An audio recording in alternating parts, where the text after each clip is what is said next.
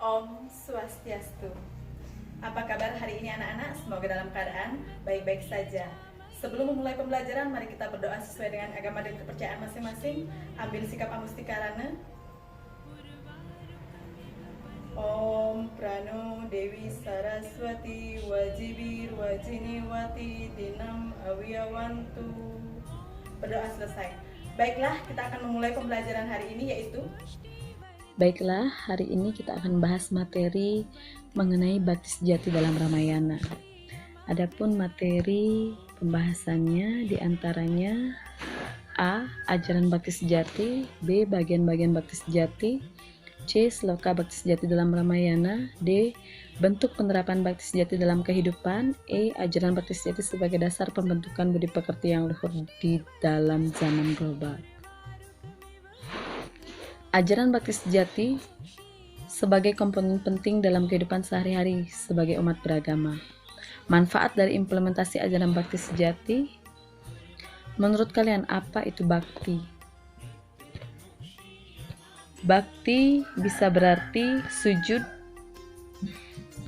memuja, hormat setia, taat, kasih sayang, pengabdian, menghambakan diri. Bakti sejati adalah pemujaan yang dilakukan seseorang kepada yang dipujanya dengan sungguh-sungguh dan penuh rasa hormat, cinta kasih yang mendalam untuk memohon kerahayuan bersama.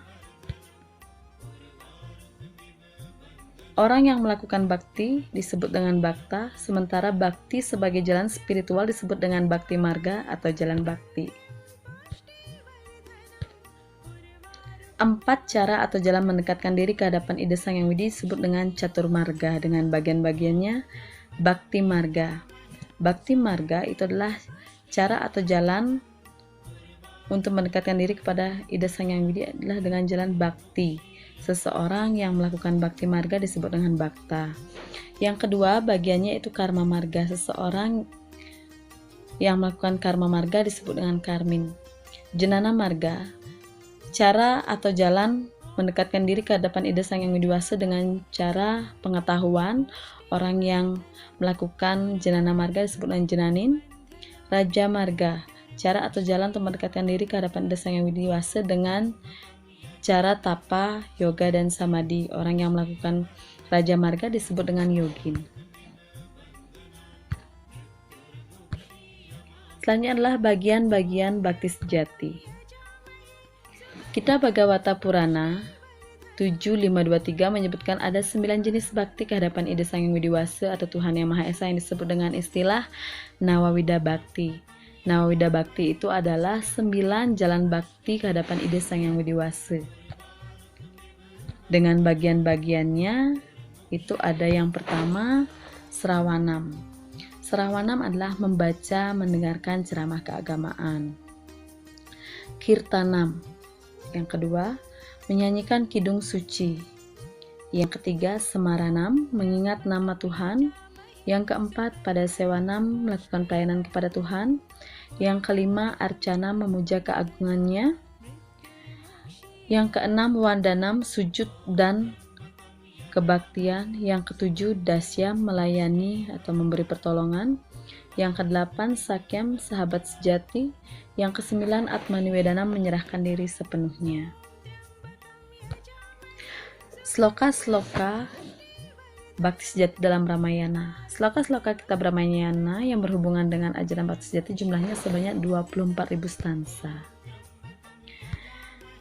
Di antaranya dapat diterjemahkan sebagai berikut. Yang pertama, ajaran bakti sejati kesatria dilaksanakan oleh Rama.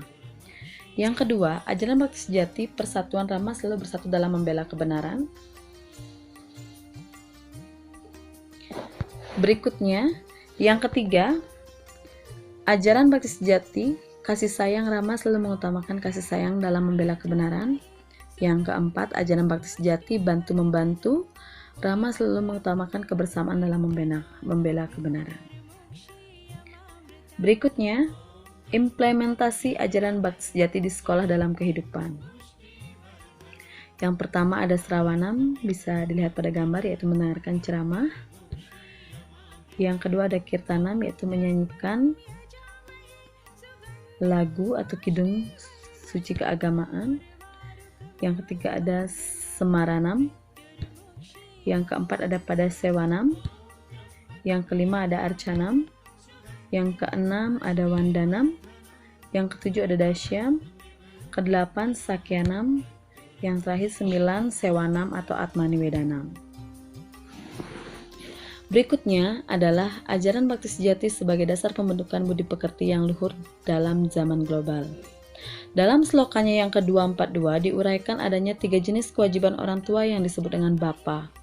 Dalam Sarasamosjaya disebutkan telu pratekaning bape, artinya 3 halnya orang yang disebut dengan bapa, yaitu yang pertama sarira kerta, kewajiban orang tua menumbuhkan jasmani anak dengan baik. Yang kedua, pranandata, kewajiban orang tua memberikan pendidikan kerohanian dengan baik. Yang ketiga, anandata, kewajiban orang tua untuk memberikan pendidikan anaknya untuk mendapatkan makanan. Salah satunya adalah kebutuhan paling esensial. Itu merupakan telu pratekaning bape, yang artinya 3 halnya orang yang disebut dengan bapa. Selanjutnya, 5 jasa orang tua kepada anaknya menurut Kekawiniti Sastra.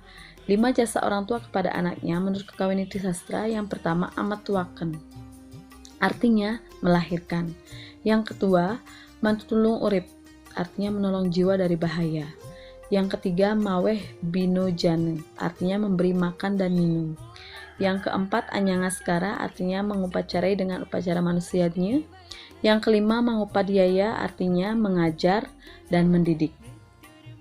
Selanjutnya, manfaat dari implementasi ajaran bakti sejati. Melakukan ajaran bakti dengan sungguh-sungguh, maka kita akan mencapai suatu kebebasan. Seperti tujuan kita, umat Hindu, yaitu Moksartam Jagadita Yacha Iti Dharma. Dengan berbagi kebahagiaan, berbagi suka duka, maka kita sebagai manusia akan mencapai suatu kebebasan atau tempat yang tertinggi sebagai nirwana yang diinginkan. Selain implementasinya, ada juga hambatan dalam mengimplementasikan ajaran bakti sejati. Di antaranya adalah masih diperbudak oleh materi atau harta kekayaan, maka ajaran bakti sejati tidak akan tercapai dengan sempurna. Rasa egois dan juga mementingkan diri sendiri itu tidak akan menjadikan bakti sejati terimplementasi sempurna, sehingga terhambat ajaran bakti sejati. Demikian pembelajaran hari ini, semoga bermanfaat. Ibu tutup dengan Paramasanti. Om Santi.